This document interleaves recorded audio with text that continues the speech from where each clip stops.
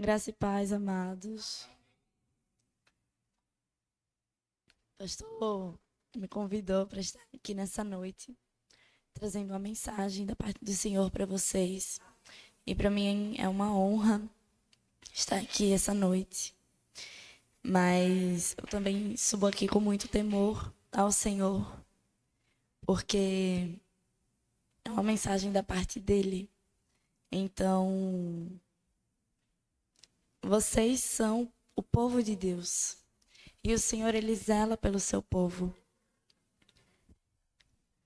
Então, antes de começar a pregar, gostaria que vocês estendessem a mão para mim, orando por mim, me abençoando. Senhor, obrigada por mais uma oportunidade de estar aqui, Senhor. Obrigada, Senhor, porque o Senhor nos trouxe até aqui. Eu te peço, Deus, que em nome de Jesus, o Senhor esteja me abençoando e me capacitando essa noite para falar com a tua igreja. Eu sou o vaso em tuas mãos, Deus. Que aquilo que eu falar seja direcionado pelo teu Espírito. Que eu não dê um passo sem que a tua mão esteja sobre mim, Senhor. Eu te peço, Pai, que em nome de Jesus, o Senhor esteja abençoando a mim nessa noite. E que em nome de Jesus, Pai, a palavra seja como a semente que caia em terra fértil, Deus. Que o solo dos corações que estão aqui nessa noite seja terra fértil para que possam frutificar no tempo certo, Deus. Eu te peço e desde já eu te agradeço. Amém. Amém. Meus amados, eu gostaria que vocês abrissem as Bíblias no livro de Tiago, capítulo 1, versículo 2. A versão que eu vou estar lendo é a ARA. Vocês podem acompanhar pelo slide. Mas se a versão da sua Bíblia for diferente também, não tem nenhum problema. Amém? Novamente, Tiago, capítulo 1, versículo 2.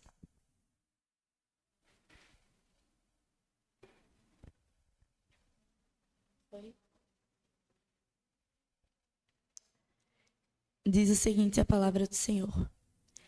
Meus irmãos, tende por motivo de toda a alegria o passardes por várias provações. Amém. Sabe, na vida, todos nós passamos por problemas. Todos nós passamos por situações difíceis. Não importa a nossa idade, não importa a nossa faixa etária. Todos nós passamos por situações que nos desanimam, que nos fazem perder o foco. E aí, muitas vezes, a gente acaba pensando que esses problemas, que essas atribulações que vêm, elas não têm solução ou elas vêm para não acrescentar nada em nossa vida, a não ser dor de cabeça. E a verdade é que, como seres humanos, nós somos muito propícios e inclinados realmente a enxergar o problema e enxergar a situação que nós passamos olhando o copo meio vazio. E a gente acredita naquilo que a gente possa enxergar, tocar ou vivenciar. Então, quando a gente está passando por problemas, parece que tudo que vai ter na nossa frente é algum problema, é alguma tribulação, é alguma provação. E, na verdade, às vezes acaba que isso não é nem culpa da gente em si. Porque se você parar para analisar, a sociedade hoje em dia, ela tem em todos os lugares, em todos os cantos, problemas expostos. Tudo aponta para provações e situações difíceis nas nossas vidas. Sejam isso em noticiários, seja em uma rede social, ou em uma conversa que você está tendo com um amigo, que do nada a conversa acaba tomando um rumo diferente e acaba indo para a situação de um problema que você está passando. Sendo que a Bíblia, ela vai relatar em certo ponto da história que os cristãos, eles começaram a enfrentar alguns problemas, algumas adversidades, que a vista da nossa realidade de hoje, seria impossível de extrair algo de bom daquilo. Sendo que, inspirado por Deus, esse homem, Tiago, ele vai falar no seu livro que o que as provações elas podem nos oferecer. E aí, pensando nisso que ele falou, eu quero mostrar para vocês onde é que a gente pode encontrar o livro de Tiago na Bíblia. O que é que ele tem a nos oferecer. E aí, de acordo com a Bíblia de Estudo Genebra, o livro de Tiago foi, como muitos estudiosos acreditam, escrito por Tiago, irmão de Jesus. Sendo que foi escrito no período em que a perseguição contra a igreja começou e fez o povo se dispersar, o que resultou na diáspora. E essa diáspora, ela não foi somente, essa dispersão do povo não foi somente do povo judeu, mas de todo aquele que se dizia crente no Senhor Jesus Cristo. Então, isso ocorreu muito provavelmente entre 44 e 49 depois de Cristo. Então, pelo período que foi escrito o livro, alguns comentaristas, e também de acordo com a Bíblia Contexto, vão chamar o livro de Tiago de Provérbios do Novo Testamento, visto que o autor ele frisa a importância da sabedoria e da fé em meio a perseguições e as provações que esse povo estava passando. E ele vai mostrar como praticar a sabedoria e exercer a fé no meio da sua rotina, no meio da rotina daquele povo. Então, além disso, a gente pode perceber que na carta, uma grande preocupação que Tiago tem é ensinar e mostrar aos cristãos a necessidade da união em prol do evangelho. E aí, principalmente no período de conturbação que eles estão passando. Então, esses temas eles vão sendo abordados ao longo desse livro, ao longo dessa epístola, sendo que é um livro curto, sendo que ele também pode ser dividido em 5 partes, que são elas a saudação, a sabedoria e os seus efeitos nas provações, a sabedoria e os seus efeitos nas disputas e uma exortação final à harmonia, que é quando Tiago encerra a sua carta, a sua epístola. E aí, dessas divisões, a gente vai acabar nos atendo somente à segunda parte dessa divisão, que é a sabedoria e os seus efeitos nas provações, e sendo mais específica, a primeira epígrafe do primeiro capítulo, que vai abordar sobre fé e perseverança. E aí, voltando para o texto base que nós lemos, Tiago, capítulo 1, verso 2, que diz o seguinte: meus irmãos, tende por motivo de toda a alegria o passardes por várias provações. A gente pode entender, por esse contexto que eu falei a vocês, de perseguição, de morte, de prisão, de intolerância que os cristãos estavam passando. Esse contexto é o contexto do livro de Tiago. E aí a gente pode entender que quando ele fala de provações, isso significa que é só esse tipo de provação.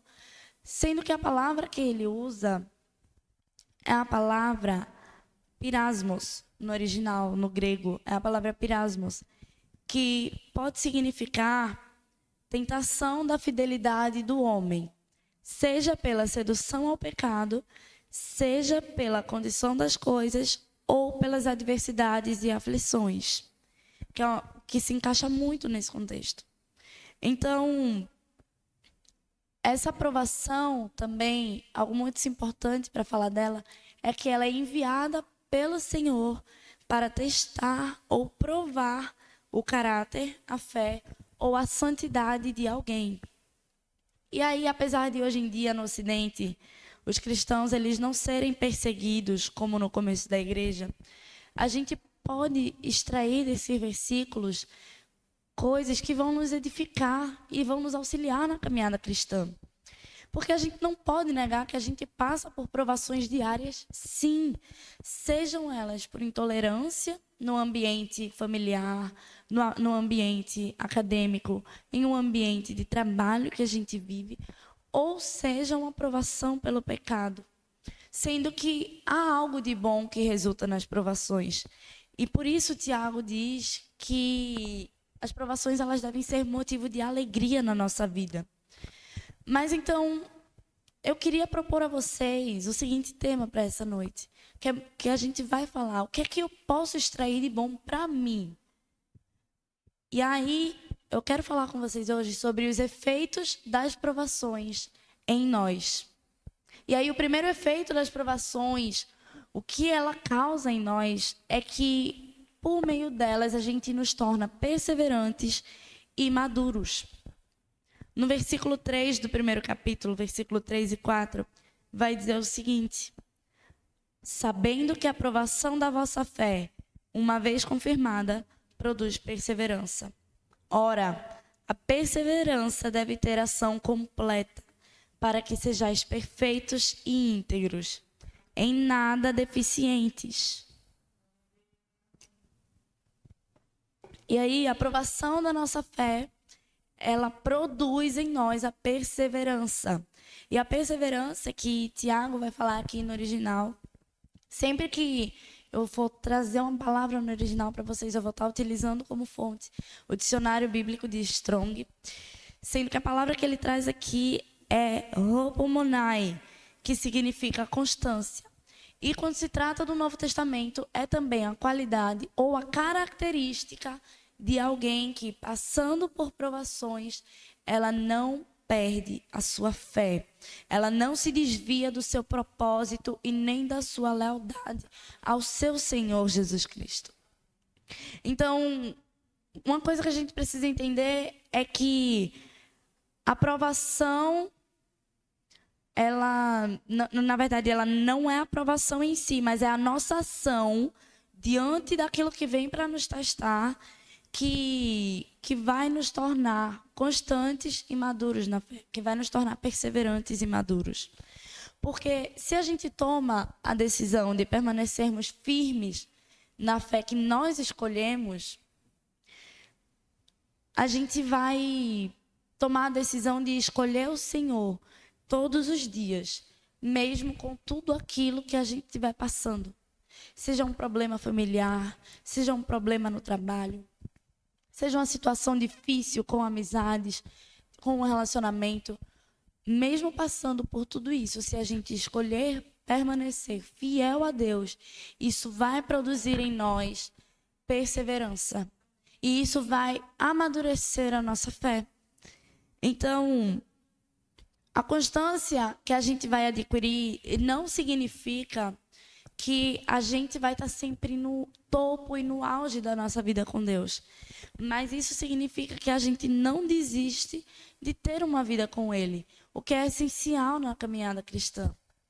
Então, a aprovação na vida do cristão, ela não vem para nos fazer desistir, mas muito pelo contrário, ela vem para nos fazer crescer em Deus.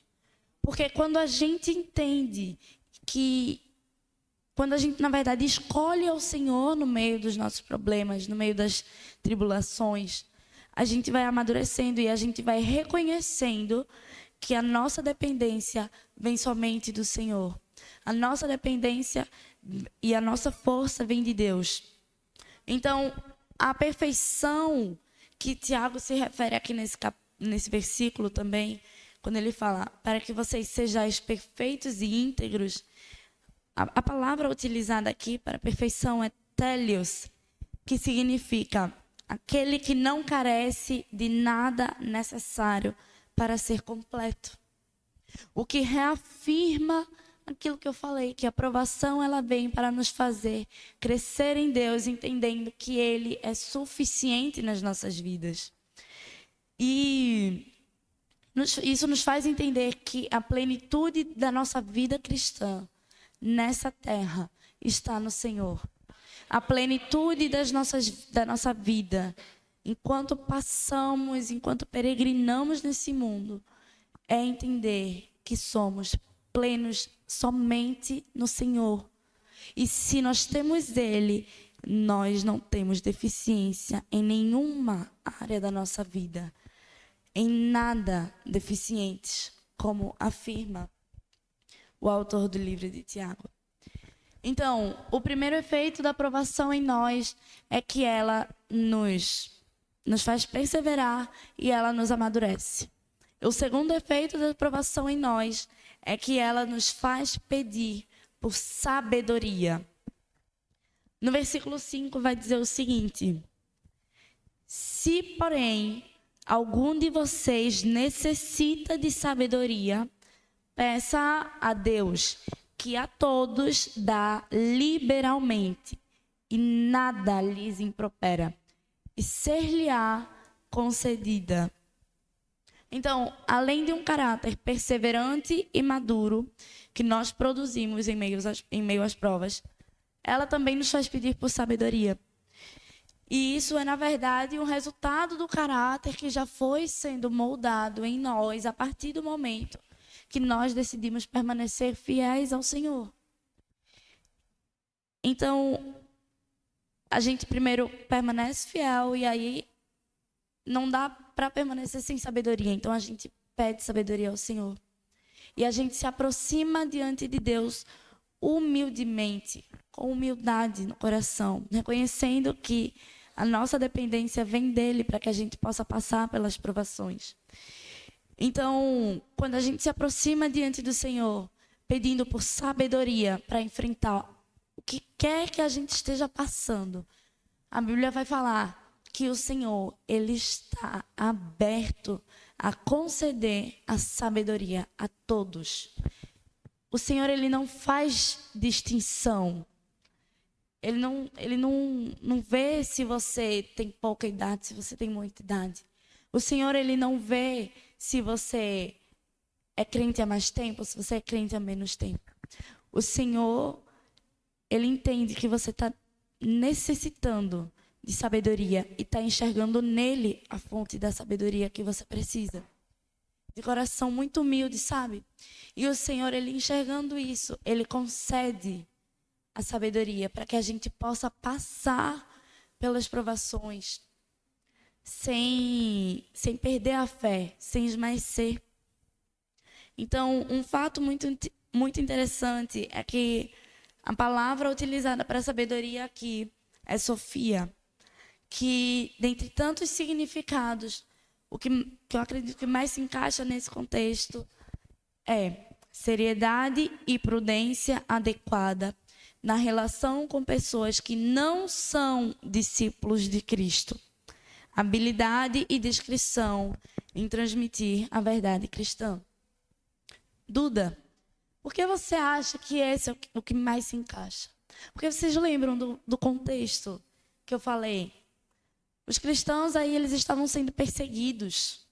Então, a maneira que eles tinham de viver a sua rotina era que eles pediam a Deus para que eles pudessem viver no seu dia a dia com seriedade e prudência adequada na relação com as pessoas que, não sendo cristãs, não fazendo parte do meio, pudessem ser alcançadas pelo Evangelho.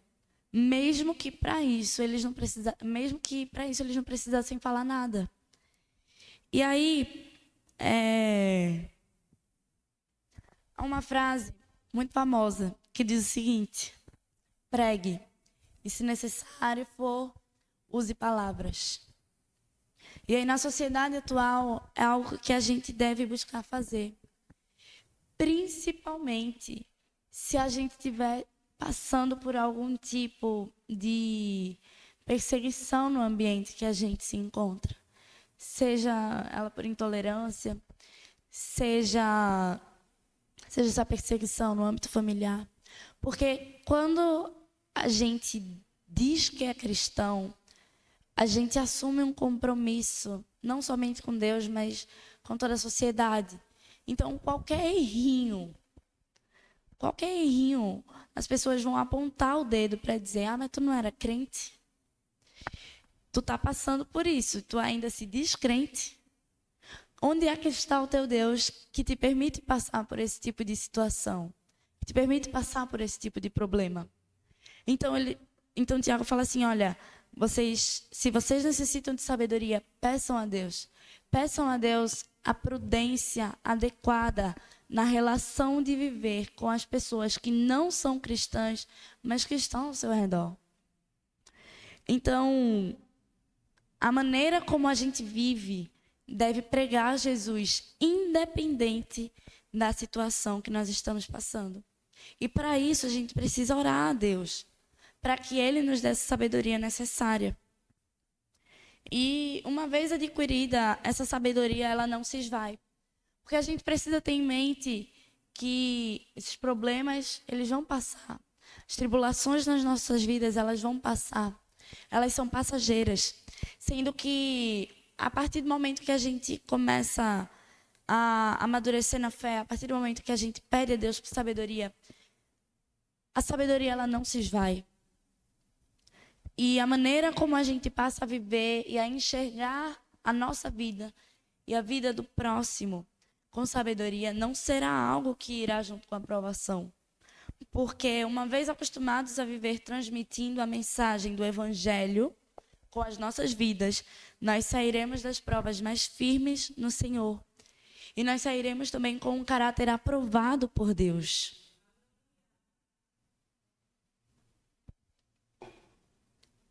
E a gente sai com um caráter aprovado por Deus. Então, esse acaba sendo o terceiro efeito das provações em nossas vidas. A aprovação, ela nos torna aprovados diante do Senhor. No versículo 12 do primeiro capítulo vai falar o seguinte: bem-aventurado o homem que suporta com perseverança a provação, porque depois de ter sido aprovado, receberá a coroa da vida, a qual o Senhor prometeu aos que o amam. E novamente eu reafirmo a vocês, não é fácil passar por provações, seja ela independente da idade que você tiver. Porque às vezes a gente tem o costume de pensar que algumas pessoas, por serem um pouco mais novas, elas não passam por problemas. Às vezes as pessoas pensam que adolescentes não enfrentam problemas, que jovens não passam por situações difíceis. Sendo que a cada um, no seu nível e na sua medida, passa por situações, passa por problemas. E a nossa sociedade, ela está doente. Não é à toa que a gente tem visto muitos adultos já doentes e jovens e adolescentes se encaminhando para isso. Porque existem problemas que não foram tratados, existem problemas que não foram resolvidos. E aí, não é fácil passar por essas situações.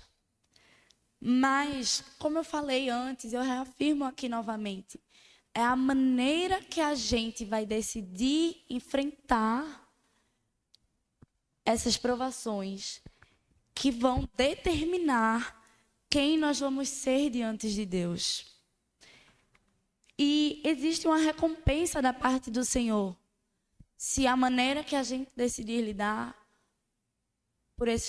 com essas situações for buscando em Deus o auxílio necessário. E aí, essa recompensa é a coroa da vida. É a vida com o Senhor em uma eternidade. Então, a gente não é realmente e de fato aprovado na aprovação. A gente não é instantaneamente aprovado quando a gente começa a passar por algum tipo de problema. A gente se torna aprovado pela maneira que nós vamos lidar com eles. Pelas maneiras que nós vamos nos posicionar diante de Deus em relação aos nossos problemas. E aí a gente poderia pensar e entender que nesse versículo aqui especificamente, Tiago vai falar e vai ser uma mensagem muito direcionada somente para aquele povo que estava passando por perseguição, de calúnia, difamação, prisão, morte, por carregarem a mensagem de Cristo. Mas ela se encaixa para todos nós que, passando por adversidades, escolhemos permanecer firmes na fé. Continuam crendo em Deus, continuam buscando no Senhor o refúgio necessário para enfrentar o que quer que estejamos passando em nossas vidas. Porque a gente vai acabar buscando em Deus o refúgio necessário. E quando a gente entende que o Senhor é nosso refúgio, a gente vai passar pelos sofrimentos, pelos vendavais da vida, sendo que a gente vai passar por eles mantendo os olhos firmes, olhando para o alto, olhando para o autor e consumador da nossa fé, Jesus Cristo. E a gente vai passar por isso, olhando com esperança para aquilo que há de vir, uma eternidade. A eternidade com Deus é aquilo que há de vir, sabe? Quando a gente passa pelas situações sem esmaecer na fé, sem murmurar. E aí, vocês podem me perguntar, Duda, você falou tudo isso, mas na Bíblia, existe alguma história que se encaixa? Existe algum aprendizado que a gente pode tirar? Observando a vida de outros? Eu vou dizer, existe. E aí a primeira pessoa que eu quero trazer para vocês essa noite é a pessoa de José. E aí vai quebrando já o conceito de que só adulto tem problema. Porque quando José começou a ter problemas na sua vida, José ainda era jovem. E o José que eu estou falando é José do Egito. José é filho de Jacó. E aí, José, ele foi o 11º filho de Jacó, sendo que ele foi o primeiro filho da mulher que Jacó amou. Então, Jacó, ele tinha ali uma certa preferência por José. Sendo que essa preferência que Jacó tinha causou nos outros 10 irmãos de José inveja. Então, desde muito novo, José enfrentava, no âmbito familiar, problemas como desprezo dos seus irmãos. Ele enfrentava humilhações. Ele enfrentava rejeição. Ele enfrentava inveja. E aí vai chegar um determinado momento da vida de José que os seus irmãos sentiam tanta raiva dele, tanta raiva, que eles vão resolver vender José como escravo para um mercador. E aí, quando os irmãos de José fazem isso, eles mentem para Jacó, dizendo, olha, José morreu. Pronto, para piorar, ainda tem isso, José ainda é tido como morto. Estava lá, sofrendo no Egito. Não sabia nem que estava sendo tido como morto. Sendo que eles contaram para Jacó que José morreu e pronto. Acabou a história aí, para os irmãos de José. Sendo que a realidade é que José estava sofrendo no Egito. José estava sendo humilhado. José estava sendo maltratado como escravo. Sendo que, mesmo assim, José, ele não murmura contra Deus. José, ainda assim, não perde a fé. E o Senhor... A Bíblia vai relatar em Gênesis que o Senhor, ele abençoava José em tudo que ele fazia. Então, mesmo sendo escravo, José, ele foi colocado como o senhor da casa do seu dono, que era Potifar. Potifar era um general lá da guarda. E aí, a vida acontece para José, vai acontecendo de maneira um pouco mais fácil. Até chegar o dia que a mulher de Potifar vai lá e tenta seduzir José. E aí José diz não para ela, sai correndo, a gente conhece a história.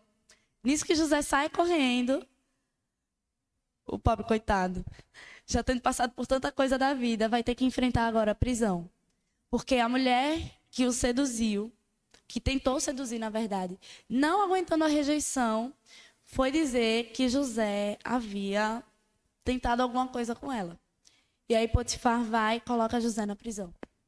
Sendo que na prisão o Senhor ainda estava com José. E José ainda assim permanecia firme no Senhor.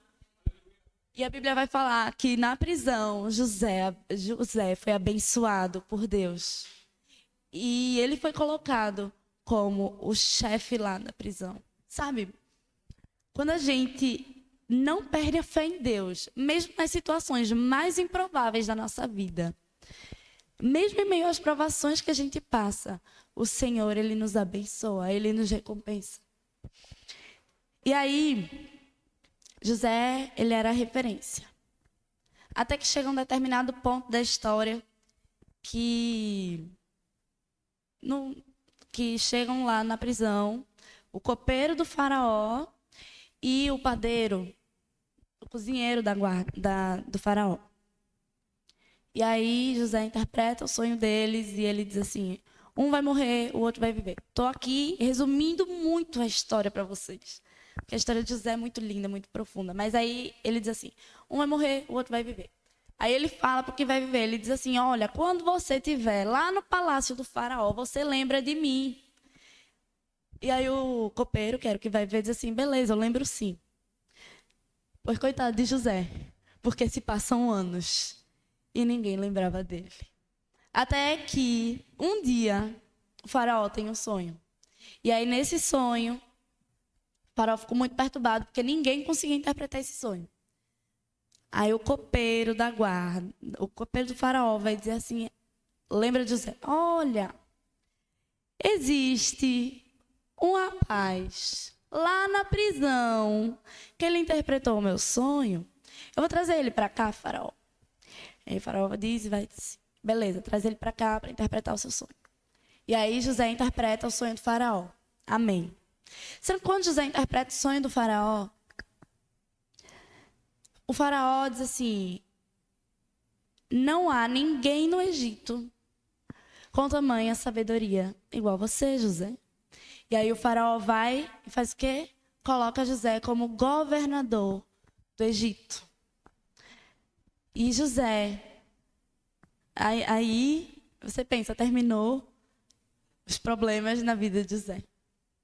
E realmente, José ficou bem. Sendo que, se você estiver curioso para saber como que ficou a relação aí ainda dos irmãos de José, existe muita história, como eu disse. Mas a Bíblia é muito rica, então existe a Bíblia para que a gente possa ler e nos edificar ainda mais com a história de José. Sendo que os irmãos de José, eles vão lá para vocês não ficarem com gostinho do quero mais da história de José. Os irmãos, eles chegam a reencontrar José.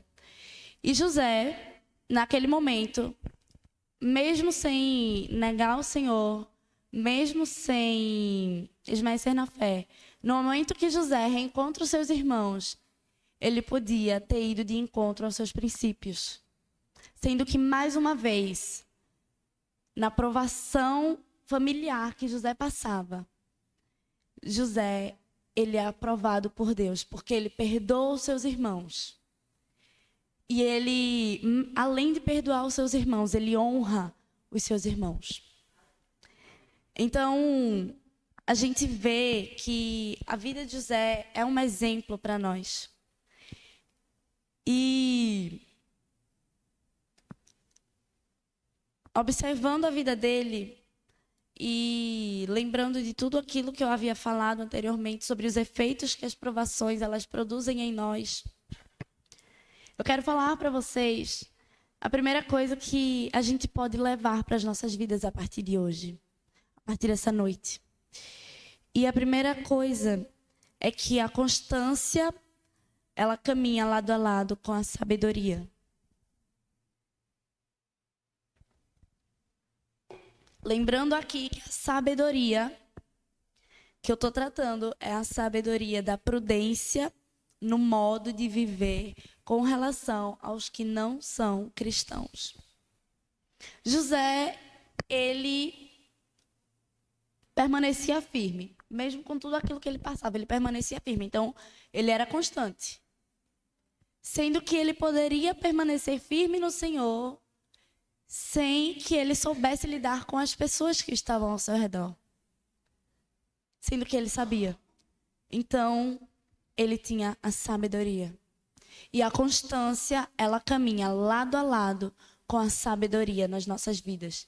Principalmente quando a gente passa por provações. Porque se a constância, ela nos dá o entendimento de que Deus é o suficiente para nós, é a sabedoria que nos dá o caminho para viver a vida, uma vida que agrade ao Senhor e que reflita o Senhor Jesus na maneira como a gente vive. Independente das nossas circunstâncias, independente daquilo que a gente estiver passando. Então, o segundo entendimento que a gente pode ter também, além de que a constância, ela caminha lado a lado com a sabedoria quando a gente passa pelas provações. O segundo entendimento é de que nas provas do dia a dia, nós nos tornamos aprovados quando não pecamos contra Deus e quando permanecemos fiéis. E vocês têm que concordar comigo que o tanto de prova que José passou não estava fácil para ele. E ele poderia ter murmurado contra Deus. Ele poderia ter questionado: Senhor, por que eu estou passando por isso? Eu, sendo filho de Jacó, que recebeu uma promessa sua, estou passando por tudo isso na minha vida. Eu desisto de te servir. Porque José, ele estava no Egito. E no Egito, as pessoas adoravam a muitos deuses. Então, em certo ponto da vida dele, ele poderia ter dito assim: rapaz, servir a Deus não está me adiantando de muita coisa, não. Só estou passando por problema. Eu vou servir aqui a esses deuses que eles dizem que adoram, que eles adoram. Sendo que José, ele permaneceu fiel. José, ele não negava a fé. José, ele permanecia com os seus princípios acesos. Ele mantinha a chama acesa do seu relacionamento com Deus. E aí, José, ele foi aprovado por Deus pela forma como ele vivia e pela forma como ele agia diante das provações que ele enfrentava. E da mesma maneira, nós, como cristãos, como povo escolhido de Deus, nós nos tornamos aprovados quando, às vezes, a gente é tentado em revidar algo que nos fizeram de ruim. E ao invés de revidar, a gente dá outra face. A gente caminha a segunda milha. A gente reflete o amor de Jesus. Mesmo que a nossa vontade, mesmo que a vontade da nossa carne, seja dar um chega pra lá e mandar a pessoa ir catar coquinho.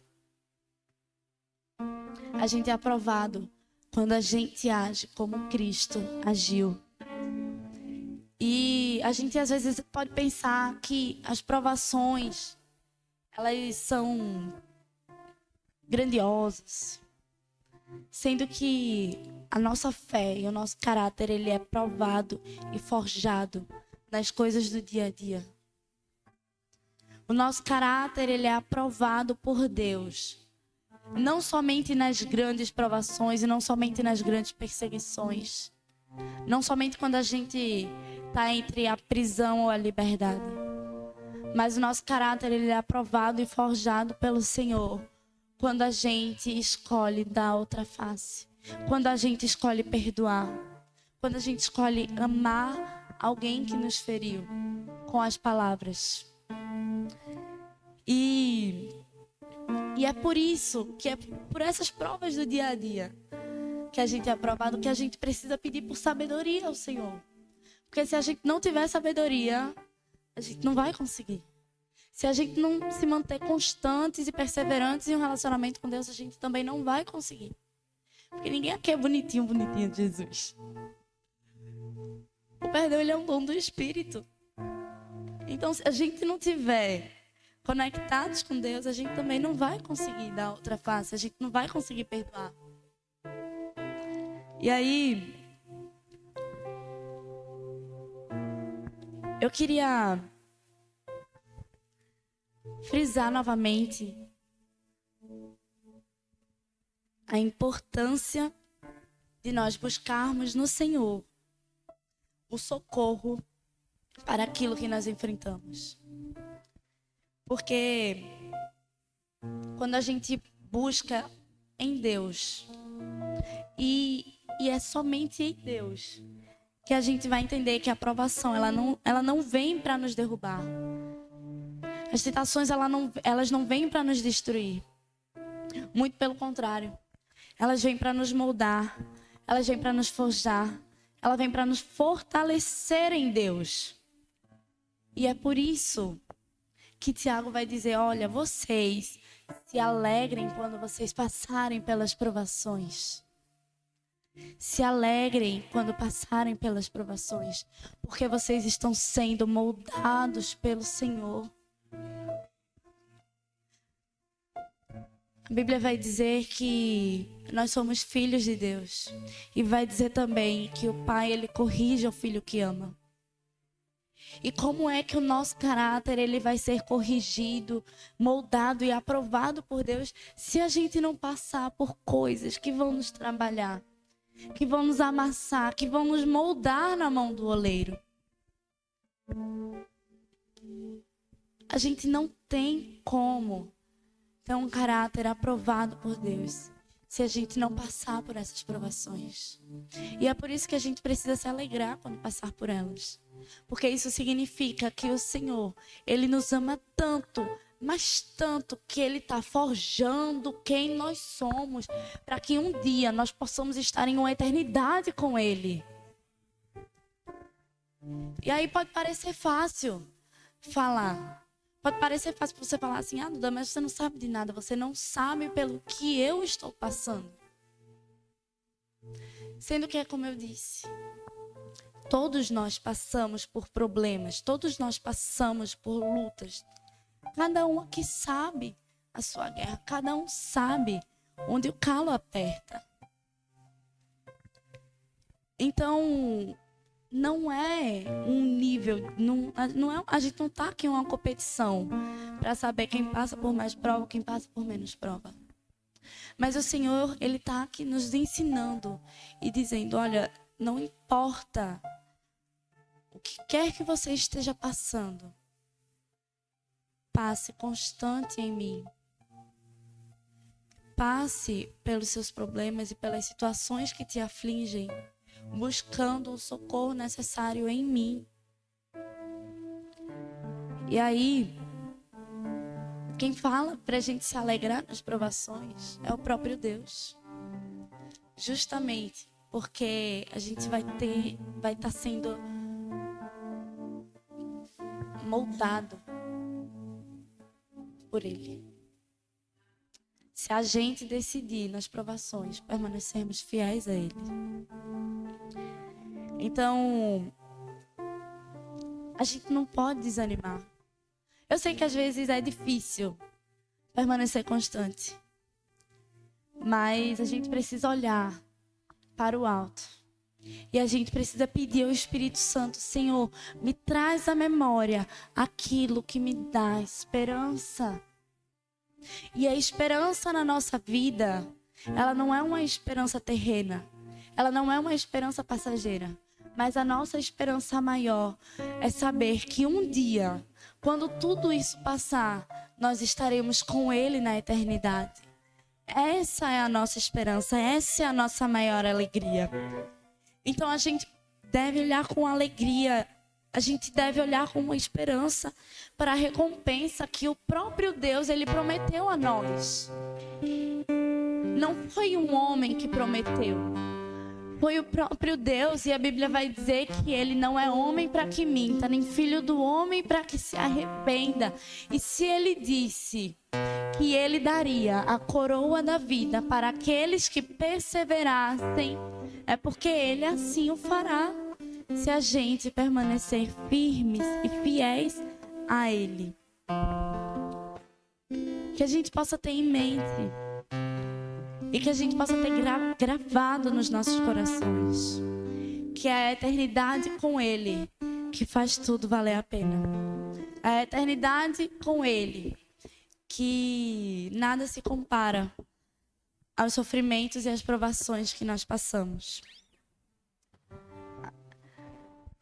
Que a gente possa entender que o Senhor, Ele é suficiente. E que a gente possa sair daqui nessa noite olhando com esperança para aquilo que nós passamos, com a esperança daquilo que há de vir. Esse culto é um culto de milagres. E ninguém pede milagres se não estiver passando por problema. Ninguém pede por milagres se não estiver passando por uma situação difícil, impossível aos seus olhos. Que parece que realmente só um milagre para resolver. E aí, o maior milagre, ele só vai acontecer quando a gente tomar a decisão e nos posicionarmos diante de Deus, constantes e perseverantes na fé que nós escolhemos ter no nosso Deus. Amém? Gostaria que vocês ficassem de pé nessa noite. O Ministério de Louvor vai nos conduzir em um momento de adoração ao Rei. Deus abençoe a sua vida. Deus abençoe a sua família. E que a gente saia daqui com os olhos fixos no Autor e Consumador da nossa fé. Amém.